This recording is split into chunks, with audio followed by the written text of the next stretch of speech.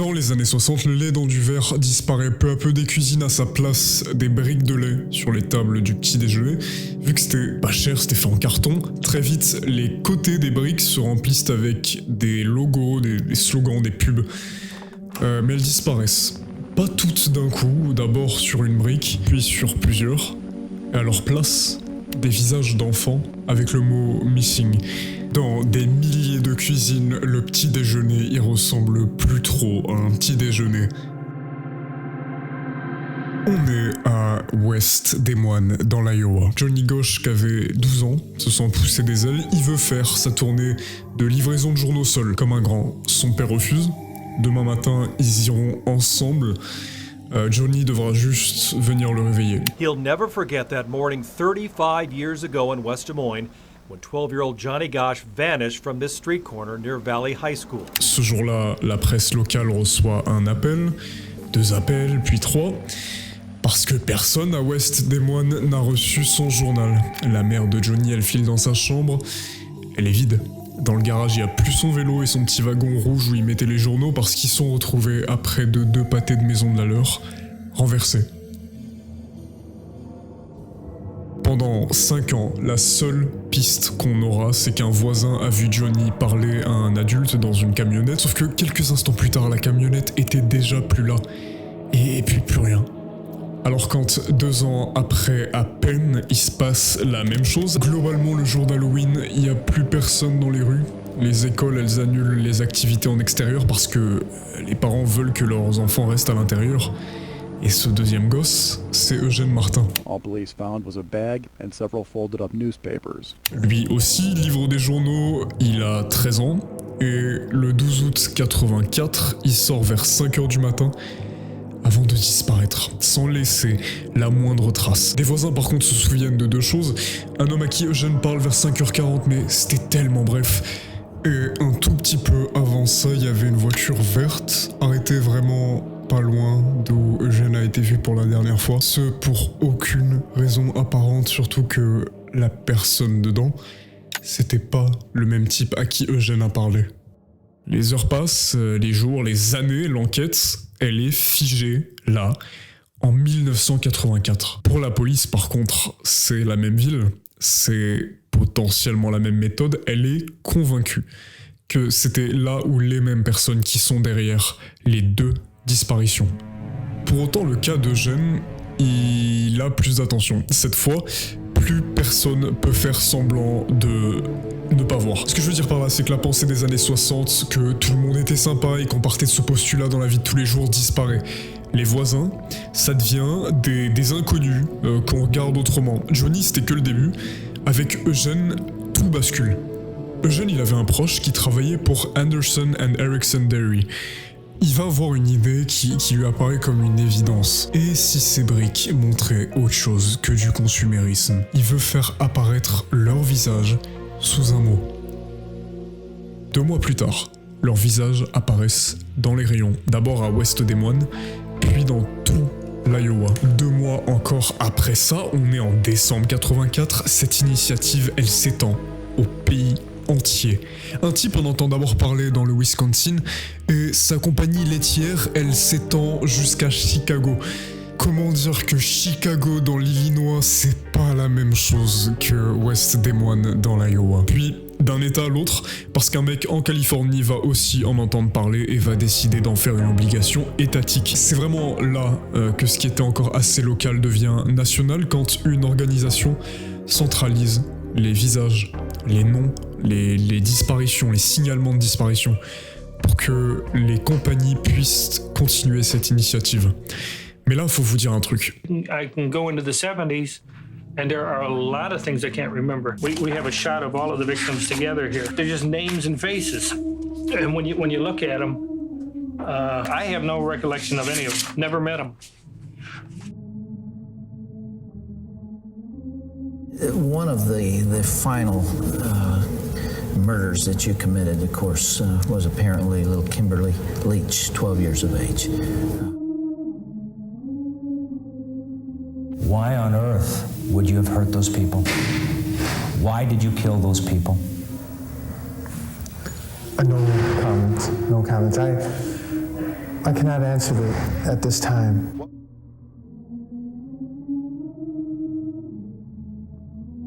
Ne pas faire confiance aux inconnus, ne pas parler aux inconnus, ne pas marcher avec eux, ne partir nulle part avec eux, ne rien accepter de leur part. Tout ça, ça arrive pas de nulle part. Je parle là du phénomène de stranger danger. Pour autant, l'officialisation de cette panique, elle survient vraiment le 25 mai 1983 quand Ronald Reagan déclare la première occurrence de la Journée nationale des enfants disparus. Parce qu'un cas, celui qui a été le premier à apparaître à échelle nationale sur des briques de lait, est symptomatique de cette panique. C'est celui d'Ethan Patz. Le 25 mai 1979, des parents appellent une école de Manhattan et disent que, pour la première fois, leur enfant de 6 ans a eu le droit d'aller prendre le bus tout seul, qui était au coin de la rue où ils habitaient. It had to be at least 3 o'clock. Julie called and she said that Ethan had not come home from school.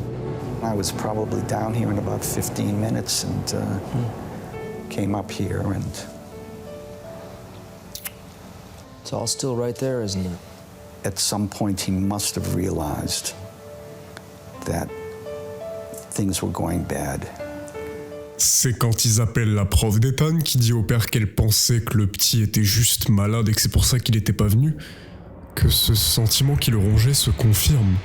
Ethan ne sera jamais revu. Ça, parce que son corps aurait été mis dans un sac en plastique avant d'être jeté dans une benne à ordures par un certain Pedro Hernandez qui passe aux aveux en 2012. À 18 ans, il travaillait dans une épicerie quand il a vu passer dans la rue le jeune Ethan et que cette abominable idée lui serait venue en tête de lui proposer un soda pour qu'il se rapproche de la cave du magasin avant de l'y étrangler. Pour autant, quand il confesse ce que je viens de vous dire, il le rétracte aussitôt. Il contredisait constamment ce qu'il avait établi plus tôt, ce qui faisait que il y avait quand même un certain doute qui planait sur tout le procès. Ceux qui n'ont jamais douté en revanche de la culpabilité de cet homme, c'est bien les parents d'Ethan.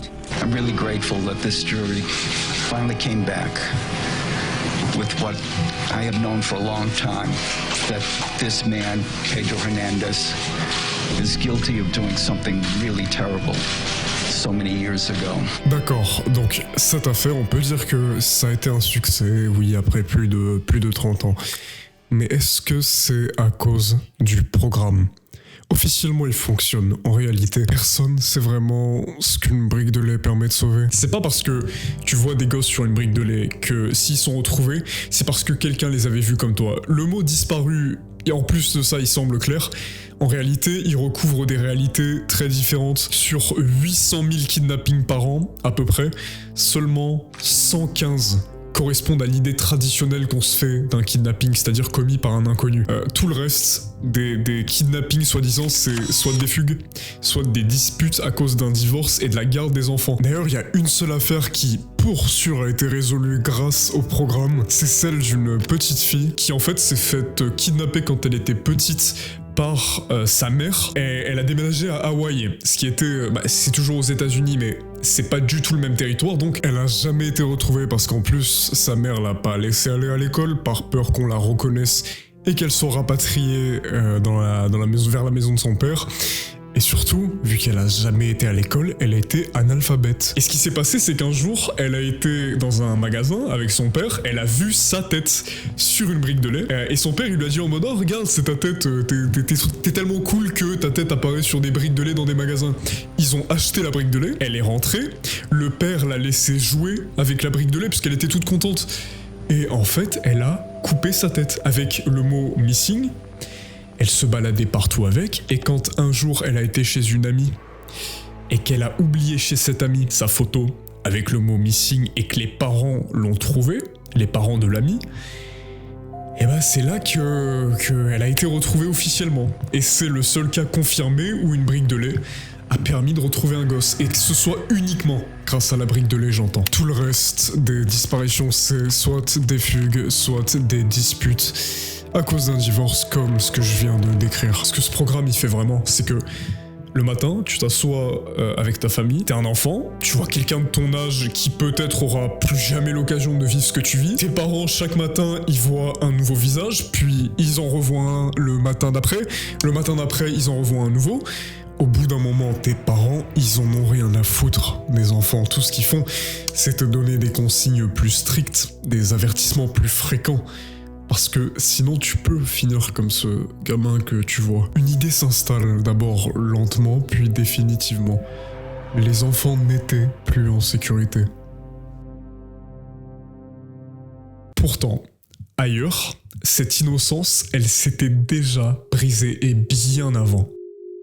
En Australie, dans les années 60, les enfants sortent seuls, voire des gosses d'à peine 6 ans traîner sur la plage avec leurs copains, sans leurs parents, c'était normal. Donc quand Jane Beaumont, 9 ans, Arne Beaumont, 7 ans et Grant Beaumont, 4 ans, demandent à leur mère d'aller à la plage, évidemment qu'elle accepte, tout le monde à leur âge y va.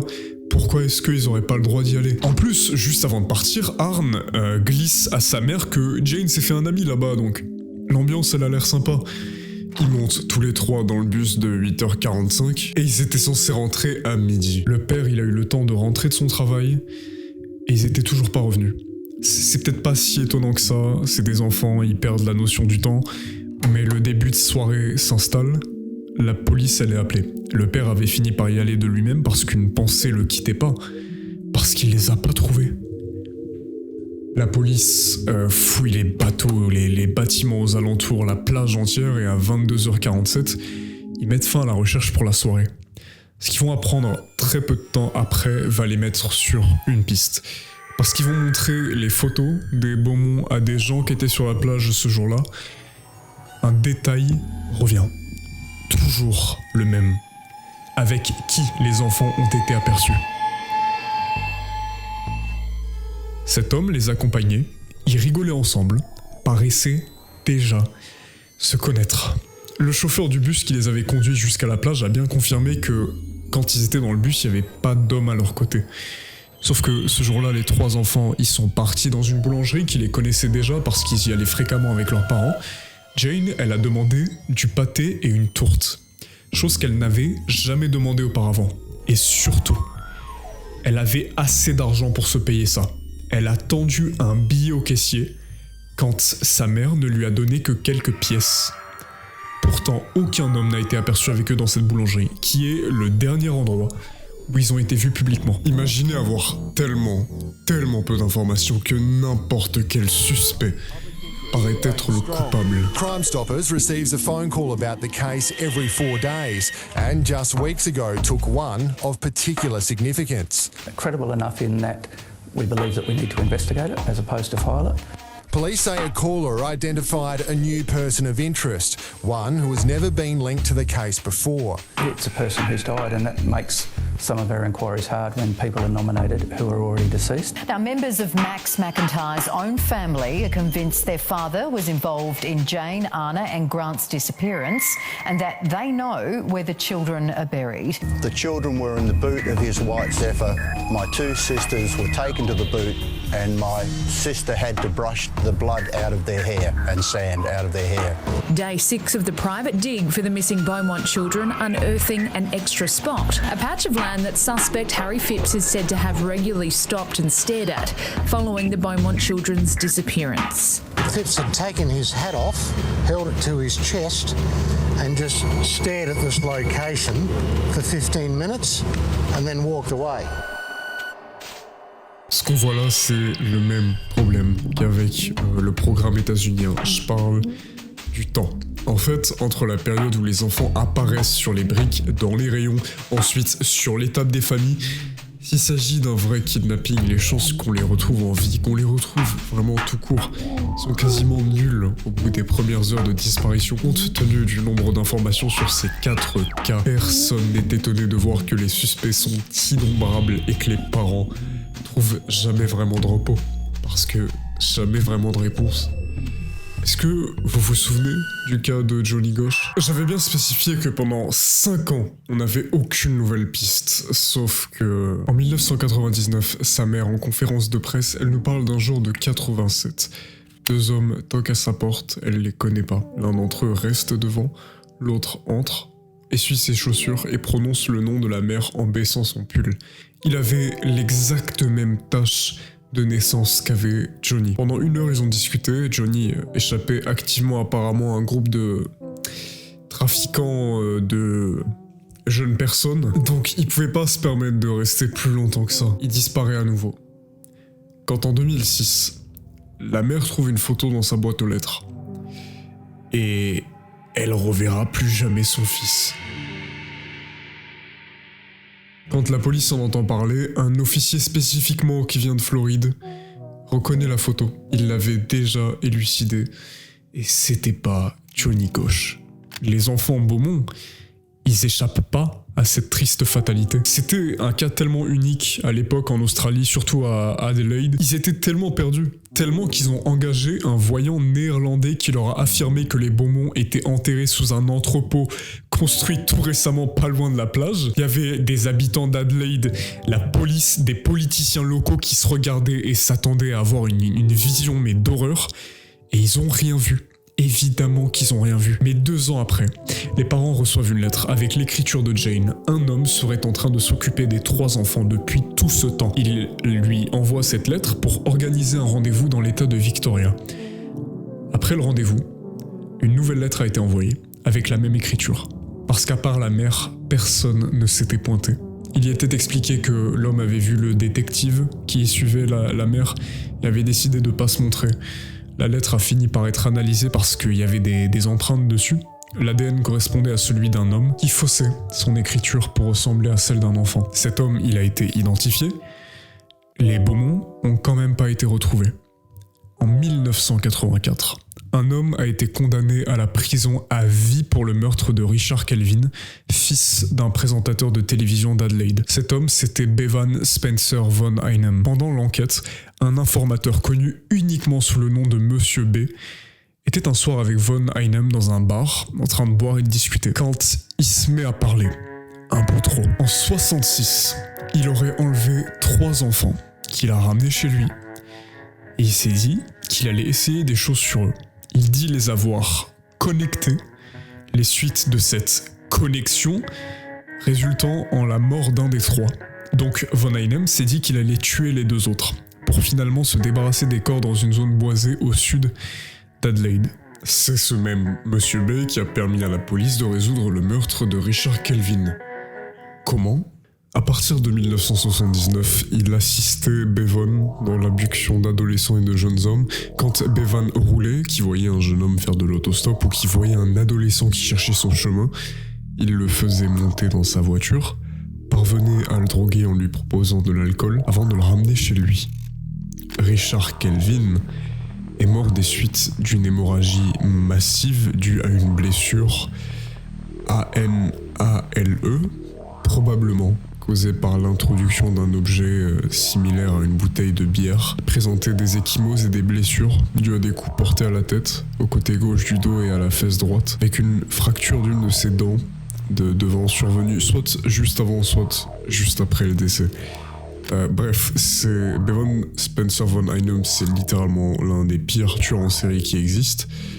Les 5 victimes confirmées, j'entends bien, ont eu à traverser un sort similaire. Monsieur B explique qu'il n'y a jamais pris part parce que c'était pas son genre et parce que, surtout, Bevan n'était pas seul. Il serait 12, des hauts placés en Australie, à être derrière les meurtres les plus abominables et connus qui ont traversé le pays. Joanne Radcliffe et Kirst Gordon, ces 2 jeunes filles qui étaient à un match de football australien avec leur famille avant d'aller aux toilettes. Parce que leur famille les ont autorisées à y aller au climax du match parce qu'aucun adulte aurait voulu y aller à ce moment-là, logique, sauf un apparemment. Puisqu'au bout de 15 minutes, elles ne réapparaissent pas, mais seront aperçues pour la dernière fois en train de jouer avec un chat, en train de parler avec d'autres enfants et avec un homme que des témoins ont pris pour un membre de leur famille, puisqu'il portait l'une des 2 filles et tenait l'autre par la main. Ce cold case-là, Monsieur B affirme que ces 12 personnes dont il parlait, dont Bevan, en sont la cause. Donc ouais, tout semble pointer vers lui. Mais le portrait robot dans tout ça, l'unique chose où tous les témoins se sont dit « Ouais, le gars qui était avec les Beaumont, il ressemblait à ça. » Et bah il colle pas avec Von Einem. Von Einem, à l'époque, il était beaucoup trop jeune. Ce que ça veut dire, c'est qu'aussi injuste que ce soit, ils avaient une nouvelle fois pas assez de preuves pour faire de lui le kidnappeur officiel. Mais plutôt, il y avait un extrait d'une fouille sur un terrain. Ça, c'est à cause d'un autre suspect majeur qui ne l'est devenu qu'au début des années 2000. Quand, fils de cet homme, il se souvient d'un jour de 66, une après-midi, où il a vu 3 enfants dans son jardin, 2 jeunes filles et un petit garçon. Sa famille a découvert que jeune, son père abusait de lui, mais qu'en public, il paraissait charitable, au point d'offrir régulièrement un billet à des gens dans la rue, dont des enfants. Pendant des années, on suspectait que l'un de ces trous, creusés par 2 ouvriers en 66, sur sa demande 2 mois après la disparition des enfants, contenait leurs cadavres. Mais on n'a jamais rien trouvé. Cet homme, Harry Phipps, reste l'un des suspects majeurs, et ce, même s'il n'y a qu'un de ses fils qui l'accuse, aucun autre membre de la famille n'a témoigné contre le père. À vrai dire, c'est tout le contraire. Ils ont tous témoigné contre le témoignage du fils. Mais l'incertitude, elle est destructrice dans ce genre de cas. C'est cette même incertitude de jamais réussir à dire si le programme était efficace qui mettra fin. Quand l'Amber Alert entrera en vigueur, ce dispositif-là fera ce que le programme n'arrivait jamais à faire. Offrir une certitude.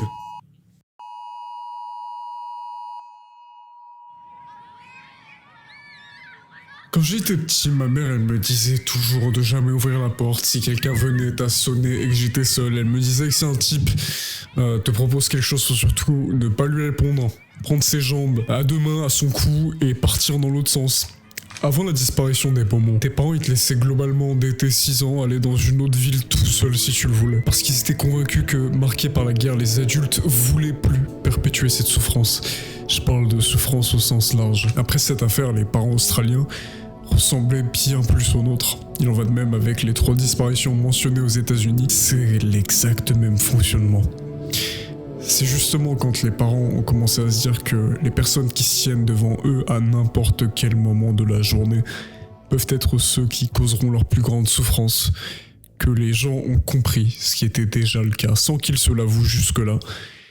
Et depuis, quelque chose s'est jamais réparé.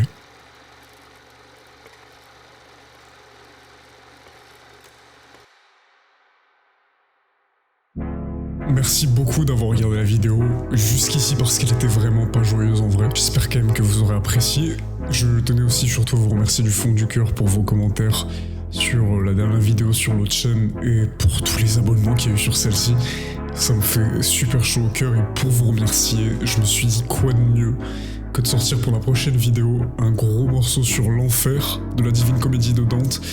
Je pense aussi faire le purgatoire parce que il y a aussi cet aspect un peu horrifique, étrange, et surtout, mais je trouve que c'est la partie la plus intéressante, le purgatoire.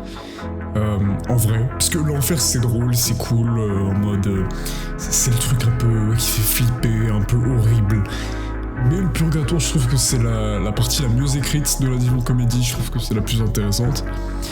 Et je suis pas sûr de faire une vidéo sur le paradis par contre, qui est la dernière partie de la Divine Comédie. Vous me direz si ça vous intéresse. En tout cas, merci et passez une excellente journée ou une excellente soirée.